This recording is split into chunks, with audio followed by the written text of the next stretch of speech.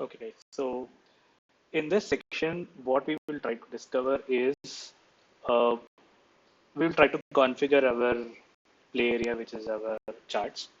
Okay. So quickly, I have logged in with my ID, and let's just quickly go to a particular chart. Let's me pull it out a chart.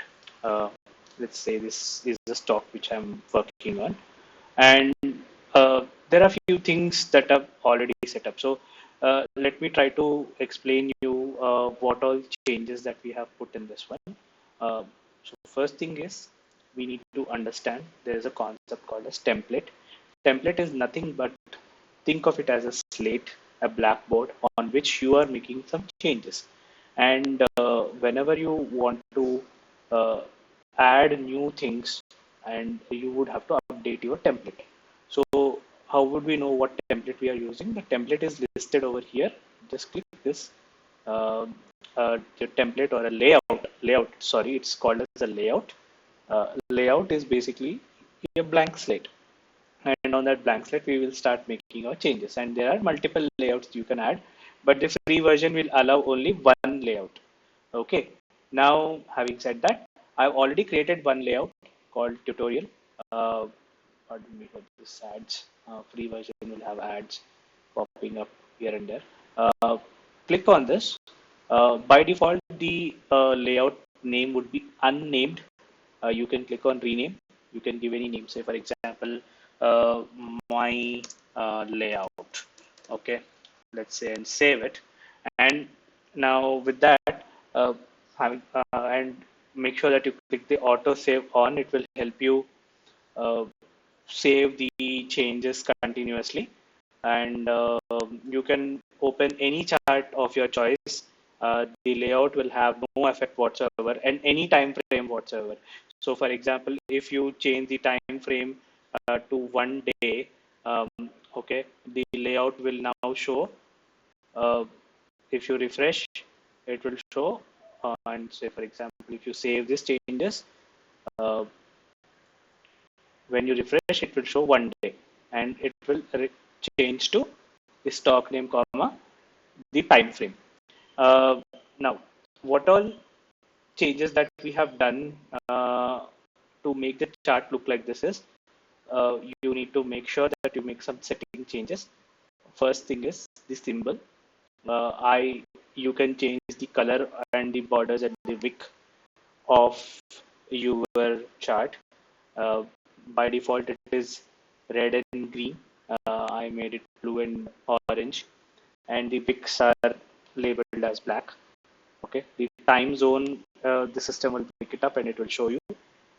So since I live in India, the time zone is Indian time zone. Now that's all that is there in the screen.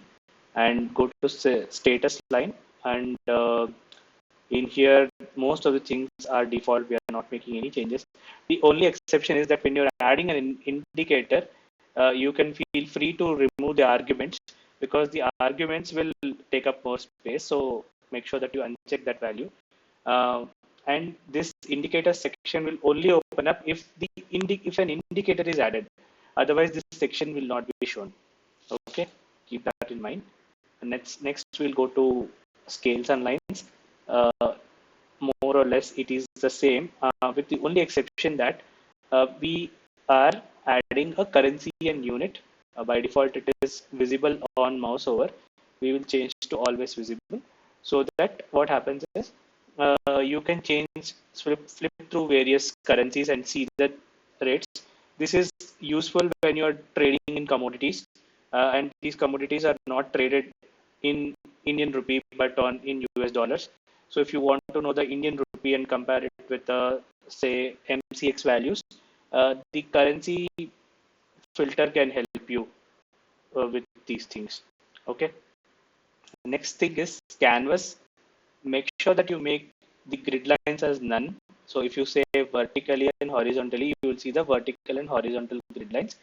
Make sure that it is done, and make sure that the background is solid. Uh, if it is solid, it will be solid white. Okay, and if feel free, it's up to your choice whether you want to go ahead with the watermark or not. It's up to you. And and yeah, that's it.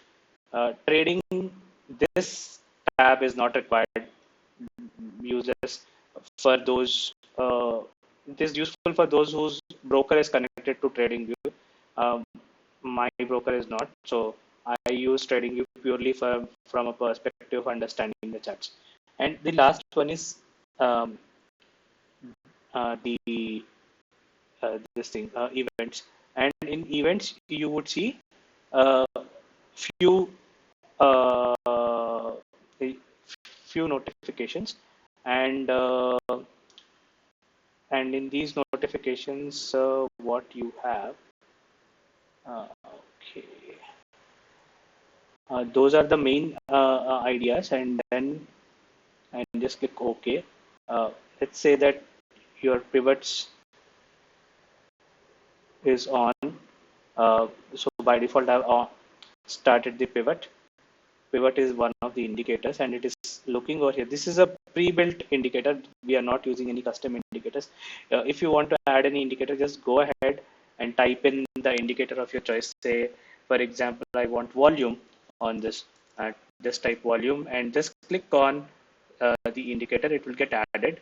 I think the free version supports only two indicators. If you try to add a third one, say for example, moving average, say exponential, uh, I think it was going to break it and ask you to, uh, say that more than two indicators is added after some time. So that is a challenge. And you see this dotted line. This is called a session break. You see that today is 29th of February, and the session for this start has started at 9:15. And if you want to know what happened the previous day, you can always see the previous day's uh, session beyond this. So every session is marked by a dotted line. In order to enable the session breaks, you would need to have an indicator, especially an indicator that has this, not the volume indicator, that draws some lines on the screen. And you would always get the indicator through the uh, events, and events you would have an option called as session breaks. And if you change the time to say 1 day, you would not find the session breaks, because in 1 day indicator you would not find the session breaks. And also if you go to the settings, the session breaks has disappeared. I think session breaks is more useful when you have a definite timeline of say 5 minutes or 15 minutes. Then the session breaks will get rendered. So keep that in mind. Uh, so in order to remove indicators, just click the indicator name and click on the X mark. It will remove the indicator. I don't want any indicator right now. The next part of this journey would focus on how we will add a custom script to the chart, to make sure that you have custom scripts will help you add multiple indicators as a single indicator. Like you can have a custom script that can tell you about the camarilla levels, the volume, as well as you would also want the moving average, something like that. So I have a sample custom script with me. I will show you how to add that. In the next slide, I will show you that. Till then, take care.